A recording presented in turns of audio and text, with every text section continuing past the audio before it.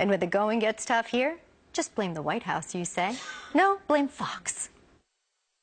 While good, affordable health care might seem like a fanged threat to the freedom of the American people on Fox News, it turns out it's working pretty well in the real world.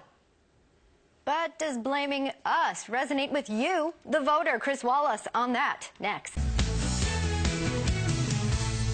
There's a reason fewer Republicans, you hear them running around about Obamacare.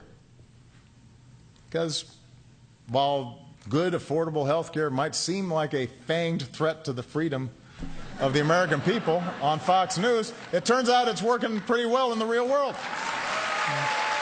You know, when the president says stuff like that, he's not talking about us. He's talking about Chris Wallace. Yeah, absolutely. And we have to take the slings and arrows. We're going to blame you, Chris. He called you out yesterday, Chris.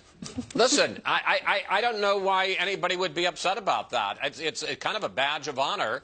First of all, I think it's fair game. We're big boys. Sure. We have been very critical of the president and Obamacare, and I think rightly so. It's not like we think there's anything wrong with our reporting. The president's trying to gin up his base less than a month or about a month before the election, calls us out. We should view it as a badge of honor. Well, you know what, though? But Fox News has been right. We've been talking about the problems with Obamacare, and, you know, we just crossed another landmark. Look at this, a new Fox News poll. 54% of people in the United States wish it had never passed. Well, yeah, I mean, it's still controversial. But, you know, the people I suspect that were in that room with the president don't feel that way. I suspect they like Obamacare. Sure. And a lot of them don't like Fox News, and so he took a shot at us. You know, we're big boys and girls. We can take it. Yeah, I just didn't think we belonged in the dialogue. Just tell me what you think. Are we at the presidential level? Isn't he punching down? Doesn't Vladimir Putin get under his skin a little bit more? Is he a little bit more upset with Bashir Assad? Oh, ISIS. Stop being crybabies. My gosh. I mean, why I've been are we in the dialogue, Chris? Why is Fox News in the dialogue? He needs a boogeyman. I have been covering presidents since the 1980s. The only thing worse than being attacked by a president is not being attacked by a president. As I say, exactly. It's actually kind of a badge of honor. It is. All right, so let's put that badge on. We'll sew it on during the break. Let's talk about Leon Panetta. You're so thin-skinned. You criticize the president for being thin-skinned, and you're being thin-skinned. Are you talking to me or Elizabeth? I'm actually talking to all of you. Oh, you are? Okay. No, I thought it was just Brian. Okay, fine. All right, so I didn't know. We live at 1601 Pennsylvania Avenue, and we're right next door, so we're equal power.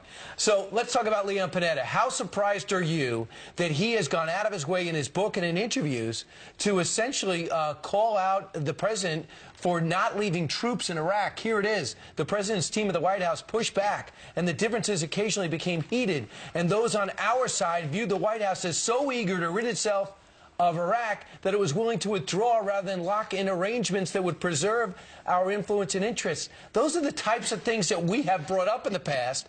So is he going to attack Leon Panetta tomorrow? I doubt it, but that's a much more serious thing, and good for Leon Panetta to tell the truth. I'm a little surprised that he would be that honest, but it completely contradicts the Obama narrative, which he made as recently as in the interview on 60 Minutes on Sunday when he said it was all about al-Maliki, that it wasn't our decision, it was their decision, which wasn't the truth. The fact is that the Pentagon wanted to keep people there. The White House kept cutting it down, and I don't think the White House, the number of troops we would keep there after the Status of Forces agreement in 2011, and I don't think the White House pushed very hard even for that small residue of forces. And you know, it just is crazy, the idea, when the president said it was all Maliki's fault. If we had had 20 or 25 or 30,000 troops there, do you think, and it threatened that we would cut off aid, don't you think we could have maintained some influence over the Maliki government? Common sense says so, right? But, I mean, they're still denying it. Their State Department spokesperson, Jen Psaki, was with Megyn Kelly last night, and Megyn Kelly had to sack Psaki with some facts. Take a listen. That is an accounting of what happened 3 years ago. That's just not consistent with what happened 3 years ago. We had basically won the war after those 175,000 troops were there. We had won. The vice president said that Iraq could go down as the administration's greatest success. Things changed after we did the surge in Iraq. We were doing much better. And then the president's critics say we snatched defeat from the jaws of victory because we pulled out the troops and there was no one there to protect the gains. But, Megyn, are you arguing that 10,000 troops troops or 5,000 troops or 25,000 troops would have been able to fight back against ISIL when 150 or 175,000 couldn't have held back entirely al-Qaeda. It's not Megyn Kelly arguing it. It's Leon Panetta, who's in a much better position to know. He talks about how I voiced to the president that this country could become a new haven for terrorists to plot attacks against the United States if we withdrew all the forces. Isn't that exactly what happened? That is not what happened. And that is not the truth, Chris.